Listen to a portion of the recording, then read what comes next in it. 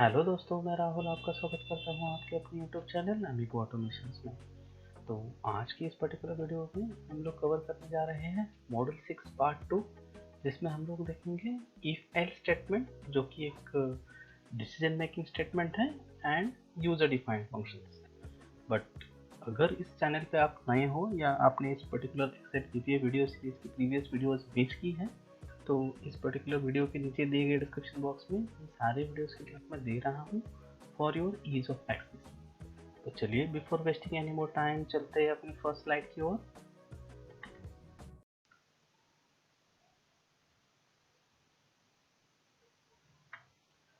तो जो last video था अपना मॉडल 6 पार्ट 1, उसमें हमने जो डिसीजन मेकिंग है उसकी थ्योरी समझने की कोशिश की थी। उसमें जो फर्स्ट टाइप है डिसीजन मेकिंग स्टेटमेंट्स में which is nothing but if statement, उसकी हमने theory as well as practical last video में कवर कर लिया था।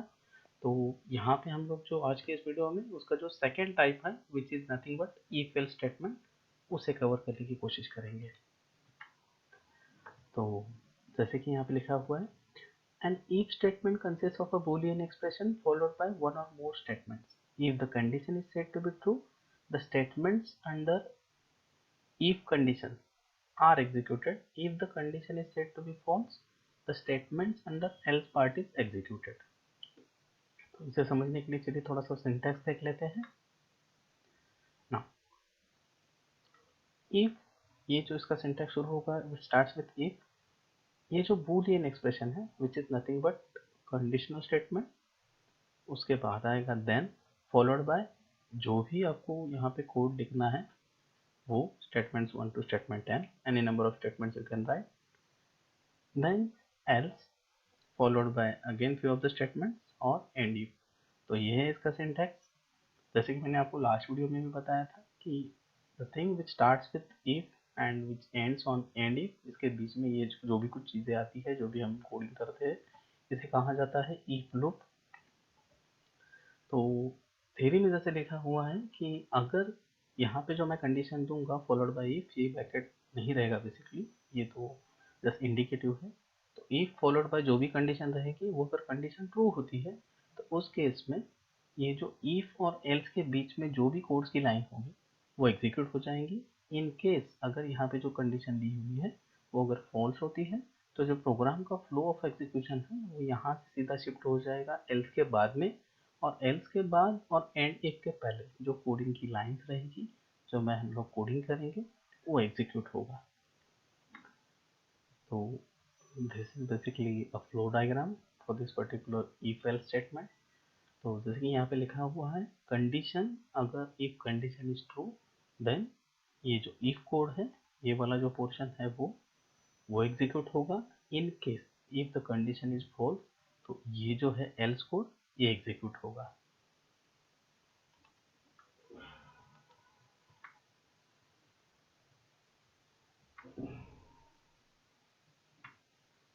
तो चलिए एक एग्जांपल देखते हैं just to understand this concept in a better way. For demo purpose, let us find the VPS between the two numbers of an Excel with the help of a sub procedure. तो this is simple demo example जिसमें कि यहाँ पे लिखा हुआ है private can be replace with public, private sub जो procedure का नाम दिया हुआ है if demo underscore click, dim x as integer, dim y as integer, ये है अपना डिक्लेरेशन पोर्शन जहाँ पे हम लोग जो वेरिएबल्स यूज करेंगे उनको हमने डिक्लेयर कर लिया एज इंटीजर बोथ। एक्स को वैल्यू हमने असाइन की है 234, वाई को वैल्यू असाइन की है 324। देन इफ जो लूप है ये यहाँ से शुरू हो रहा है। इफ ये जो है Boolean expression which is nothing but a conditional statement, इसमें एक्स और वाई जो कि हमने वेरिएबल डिक्लेयर किए हैं वो है। यहाँ पे जो दिया हुआ है दिस साइन और symbol represent basically comparison operator. Then message box X is greater than Y, अगर condition X is greater than Y true होती है तो ये वाला मैसेज डिस्प्ले होगा। एल्स अगर कंडीशन फॉल्स है तो ये जो एल्स के बाद वाला मैसेज बॉक्स है y is greater than X, ये वाला मैसेज बॉक्स डिस्प्ले होना चाहिए, फॉलोड बाय एंड इफ और फॉलोड बाय एंड सब। तो यहाँ से लेके यहाँ तक ये जो है ये इफ लूप है, और यहाँ से लेके यहाँ तक ये प्रोसीजर ख़त्म हो रही है। तो चलिए ये थोड़ा सा प्रैक्टिकली करके देखते हैं। इसके लिए मैंने यहाँ पे हमने जो मॉड्यूल 6 वाली जो बेसिकली एक्सेल फाइल थी वही ओपन कर ली है। चलिए चलते हैं इसके एडिटर में। तो मॉड्यूल 1 में हमने कुछ कोडिंग की हुई थी, तो अभी इस बार हम लोग मॉड्यूल 2 पे चलते हैं। यहाँ से मैं एक नया मॉड्यूल ले लेता हूँ और उसी पॉइंट से एक नई प्रोसीजर भी ले लेता हूँ, जिसको हम लोग नाम देंगे अभी इफ एल्स स्टेटमेंट। ये टाइप सभी रहेगा और स्कोप हम लोग पब्लिक ही रखेंगे। तो जैसे कि वहाँ पे किया गया था, पहले वेरिएबल डिक्लेयर कर लेते हैं x as integer, y as integer. Then x और y को उन्होंने एक वैल्यू पास की हुई थी। x को वैल्यू दी गई थी 234, y को वैल्यू जो दी गई थी दैट इज 324। यहाँ से अपना जो बेसिकली इफ एल्स स्टेटमेंट है वो शुरू हो रहा है। If followed by conditional statement x is greater than y, then यहाँ पे एक मैसेज बॉक्स आएगा जो कि बताएगा x is greater than y। Now ये हो गया इफ कोड। अभी हमको एल्स कोड वाला भी पोर्शन वो भी कवर करना है। सेकेंड केस, अगर y is greater than x है, in that case message will be y is greater than x followed by, ये चीज़ आपको याद से करनी है, एंड इफ। अगर आप एंड इफ नहीं लिखोगे तो प्रोग्राम एरर दिखाना शुरू कर देगा। तो ना जो एग्जांपल हमने यहाँ पे देखा हुआ था थ्योरेटिकल पार्ट में, वही मैंने कवर किया है। x को 234 वैल्यू, y को 324 वैल्यू। x अगर ग्रेटर देन y है तो मैसेज बॉक्स डिस्प्ले होगा x is greater than y। अगर कंडीशन फॉल्स है तो मैसेज बॉक्स डिस्प्ले होगा y is greater than x। तो this is the code we have provided. ना चलिए इसको रन करके देखते हैं। मैं यहाँ से रन करूँगा। For the time being x को हमने वैल्यू असाइन की है 234, y को वैल्यू असाइन की है 324।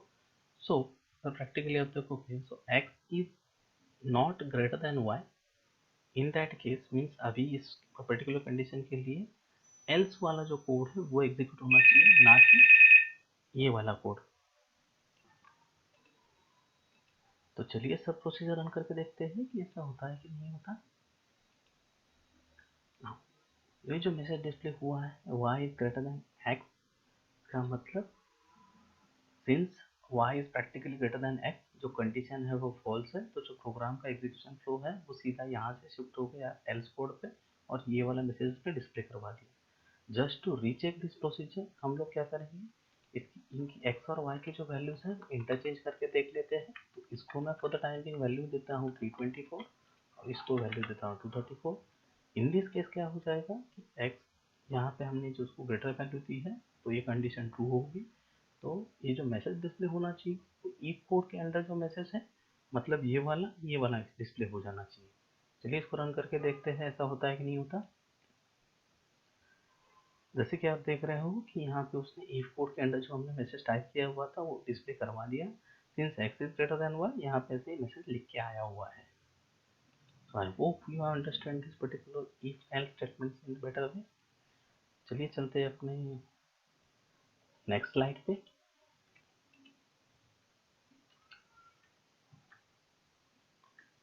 तो जैसे कि यहाँ पे लिखा हुआ है when the code is executed it produces the following result।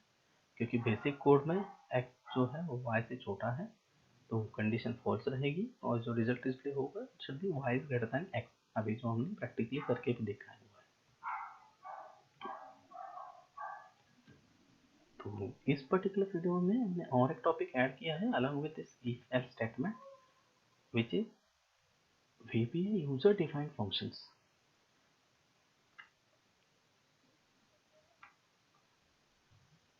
ये पर्टिकुलर टॉपिक ऐड करने का एक बेसिक पर्पस है कि जैसे कि मैंने आपको पहले एक दो वीडियो में समझाया था कि आप कोई भी चीज़ अगर सीखोगे basically when it comes to programming language, और अगर आप उसको प्रैक्टिस नहीं करोगे, रेगुलर यूज में नहीं लाओगे, then you will not get anything out of it. कोई कितना भी अच्छे से आपको सिखा ले या आप कितना भी अच्छे से सीख लो, जब तक आप प्रैक्टिस नहीं करोगे, प्रैक्टिस मतलब आज की डेट में टाइम निकालना इस चीज़ के लिए, I know it's very difficult. तो बेटर ये होता है कि आपकी जो डे टू डे एक्टिविटीज़ हैं उनके साथ ही आप उसको यूज़ करना सीख लो, कि आप जो सीखोगे उसको अगर आप प्रैक्टिकली इम्प्लीमेंट करना शुरू कर दोगे तो आपकी प्रैक्टिस भी हो जाएगी और आपको इस पर्टिकुलर लैंग्वेज पे कमांड भी आएगी। तो जैसे कि मैंने अभी दो डिसीजन मेकिंग स्टेटमेंट्स कवर की है, लास्ट वीडियो में इफ स्टेटमेंट, इस वीडियो में इफ एल्स स्टेटमेंट। तो यहाँ पे अगर मैं यूजर डिफाइंड फंक्शन आपको जो सिखा रहा हूँ, इसमें आप बेसिकली एक्सेल में खुद के जो यूजर डिफाइंड फंक्शन है इंट्रोड्यूस कर सकते हो using all the theory or all the practicals, all the knowledge you have gain over the course of time। अभी तक जितने वीडियोस हमने कवर किए हैं उनके बेसिस पे आप खुद जो आपको जो रेगुलरली लगते हैं कस्टमाइज फंक्शन इंट्रोड्यूस कर सकते हो, ऐड कर सकते हो एक्सेल में। That is the only reason in between decision statement मैंने ये वाला टॉपिक ऐड किया हुआ है। तो चलिए देखते हैं इसकी theory. Function procedure: a function is a group of reusable code which can be called anywhere in your program. This eliminates the need of writing the same code over and over again. This helps the programmer to divide a big program into a number of small and manageable functions. तो सादी सरल भाषा में अगर मैं समझाऊं, function procedure क्या होती है? एक ऐसा ग्रुप ऑफ स्टेटमेंट्स होते हैं जो रीयूजेबल होते हैं। बेसिकली जो चीज़ आपको बार बार लग रही है उसको आप एज अ फंक्शन प्रोसीजर कर लोगे तो you can use it multiple times. इससे होता यह है कि आप जो बड़ा वाला प्रोग्राम है, जब भी कोई चीज़ आप पूरी लिखते हो, समझिए आपका 100 लाइन्स का प्रोग्राम है, तो it is really very difficult to manage. तो बेटर ये होता है बीइंग अ गुड प्रोग्रामर कि आप उसको छोटे छोटे पार्ट्स में डिवाइड करो। तो फंक्शन प्रोसीजर बेसिकली वही काम करती है प्रोग्रामर के लिए। It divides big program into smaller elements और smaller segments. Apart from inbuilt functions, VBA allows to write user-defined function as well, and statements are written between function and end function। तो जैसे कि हमने अभी थोड़ी देर पहले भी डिस्कस किया कि VBA आपको अलाउ करता है कि एक्सेल में भले ही बहुत सारे फंक्शंस इनबिल्ट दिए हुए हैं, बट अगर आपकी स्ट्रीम कुछ अलग है, फॉर एग्जांपल आप स्ट्रक्चरल इंजीनियरिंग से बिलोंग कर रहे हो या स्ट्रीम को रिप्रेजेंट करते हो, तो कुछ ऐसे फॉर्मुलेशंस होते हैं जो एम्पिरिकल फॉर्मूलाज आप डे टू डे लाइफ में यूज करते हो to perform calculations and all, वो वाले फंक्शंस एक्सेल कवर नहीं करेगा। तो you can basically write those user defined functions and use in your day to day life activities. तो फंक्शन की जो डेफिनेशन है technically, which is a VBA function can have an optional return statement. This is required if you want to return a value from a function। तो return statement optional है इस case में। Basically for example, just to understand this definition better, you can pass two numbers in a function and then you can expect from the function to return their multiplication in your calling program। मतलब अगर मैं जैसे अभी last video में, last basically slide में हमने x और Y जो दो इंटीजर्स कंसिडर किए थे, उनको कुछ वैल्यू पास ऑन की हुई थी, वहां पे हमने उनको कंपेयर किया था। बट फॉर एग्जांपल समझ लीजिए उनका हमको मल्टीप्लिकेशन चाहिए, तो I can define a function which will give me result of multiplication of those two values।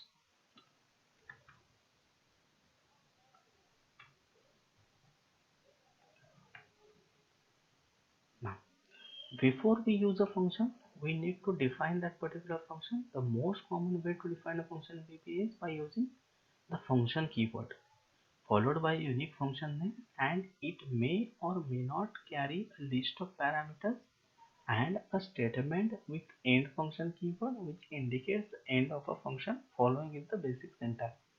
ये जो है बेसिकली सिंटैक्स थेरोटिकली समझाने की कोशिश की गई है। तो चलिए हम लोग सीधे सिंटैक्स पे जंप करते हैं।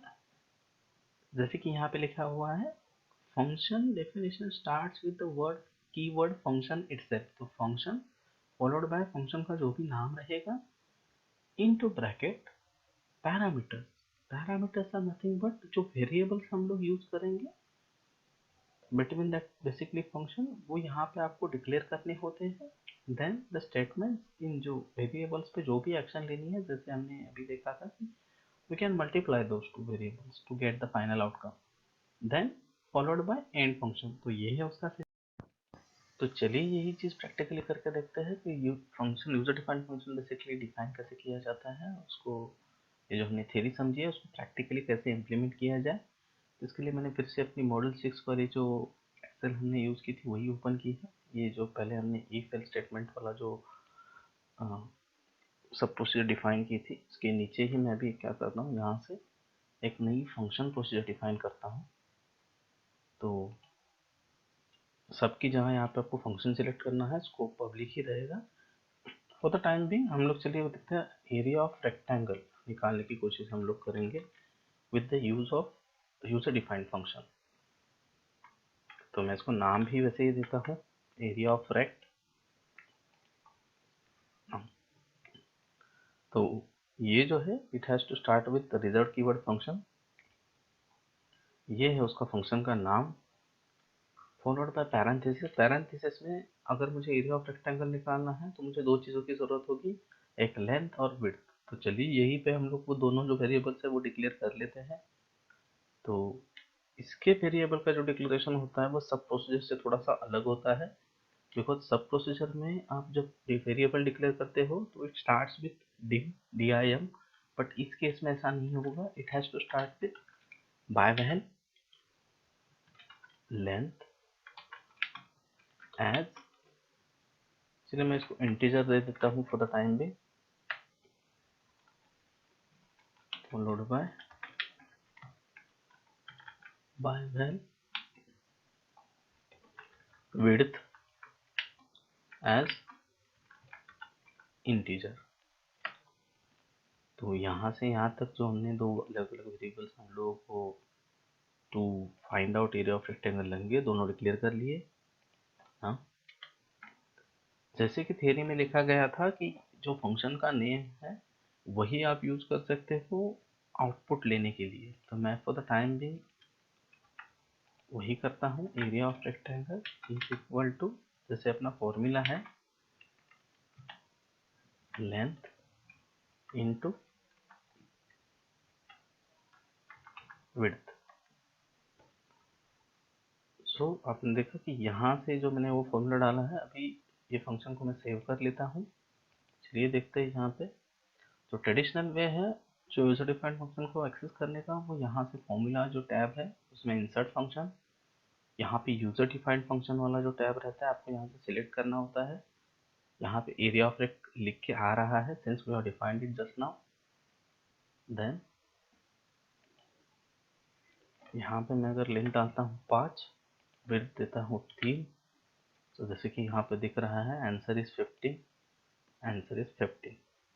एक और चीज़ यहाँ पे ध्यान रखने वाली है कि जब आपको ये जो लेंथ है विड्थ है ये आपने इंटीजर डिक्लेयर किया है, जो फाइनल आउटकम रहेगा, आउटकम इस केस में रहेगा एरिया ऑफ रेक्टेंगल, उसको आपको जो इंटीजर टाइप है अगर आपको डिफाइन करना है तो पैरेंथेसिस के बाहर यहीं पे डिफाइन करना होता है। अदरवाइज बेसिकली इस केस में जो फंक्शन नेम है वो भी अपने लिए एक वेरिएबल का ही काम कर रहा है, क्योंकि ये जो प्रोडक्ट है इन दोनों चीज़ों का, लेंथ और विड्थ का, वो वैल्यू ये होल्ड कर रहा है। उसको अगर हम लोग अगर न्यूमेरिक डेटा टाइप असाइन नहीं करेंगे, तो जैसे कि हमने वेरिएबल के जो अपना मॉडल था उस पर डिस्कस किया था कि वो बाय डिफॉल्ट उसको वेरिएंट ले लेगा, तो that is not a good practice. तो being a programmer you have to always remember कि जो डेटा टाइप्स हम लोग असाइन करेंगे अपने वेरिएबल्स को, वही डेटा टाइप असाइन हो जाना चाहिए जिस जो particularly फंक्शन का नेम है, which is acting as basically variable to get the outcome out of this function, उसको भी सेम डेटा टाइप असाइन हो जाना चाहिए। तो एक मेथड थी यहाँ से फॉर्मूला। जो सेकेंड मेथड है, आप कीबोर्ड शॉर्टकट भी यूज कर सकते हो, विच स्टार्ट शिफ्ट F3। तो ये फिर से ये जो डायलॉग बॉक्स है इंसर्ट फंक्शन का ओपन हो गया। तो एरिया ऑफ रेक्टेंगल, ओके। तो लेंथ इस बार मैं चेंज करता हूँ, लेट अस से 7, और विड्थ देता हूँ मैं 5। तो आंसर इज 35। तो हमने आज की इस वीडियो में बेसिकली दो चीज़ें कवर की है। फर्स्ट, हमने जो इफ एल्स स्टेटमेंट है उसकी थ्योरी अलॉन्ग विद प्रैक्टिकल पूरा उसको समझने की कोशिश की। Apart from that, user defined function इस वीडियो में इंट्रोड्यूस करने का पर्पस यही है कि अब तक जितना भी थ्योरेटिकल पार्ट हमने कवर किया था उसको यूज करके आप अपने इंडिविजुअल फील्ड ऑफ इंटरेस्ट, या आप जहाँ पे अभी अब जो प्रोफाइल है आपका, वहाँ पे डे टू डे एक्टिविटीज में आप जो अलग अलग कैलकुलेशंस करते हो उसमें आप खुद से यूजर डिफाइंड फंक्शन डिफाइन करके यूज कर सकते हो। उससे दो चीज़ें होंगी, एक तो आप जो थ्योरेटिकल नॉलेज ले रहे हो उसका प्रैक्टिकल इम्प्लीमेंटेशन हो जाएगा, और उससे आप प्रैक्टिस भी कर पाओगे। ये जो लिखने वाली बात होती है बीपीए कोड की, जब तक आप प्रैक्टिकली लिखोगे नहीं तब तक आपको उस पर कॉन्फिडेंस नहीं आएगा। तो आई होप कि आपको user defined function and if else statement अच्छे से समझ में आ गया होगा। तो आज के इस वीडियो के लिए इतना ही। मिलते हैं अपने नेक्स्ट वीडियो में, तब तक के लिए take care, good bye, thank you.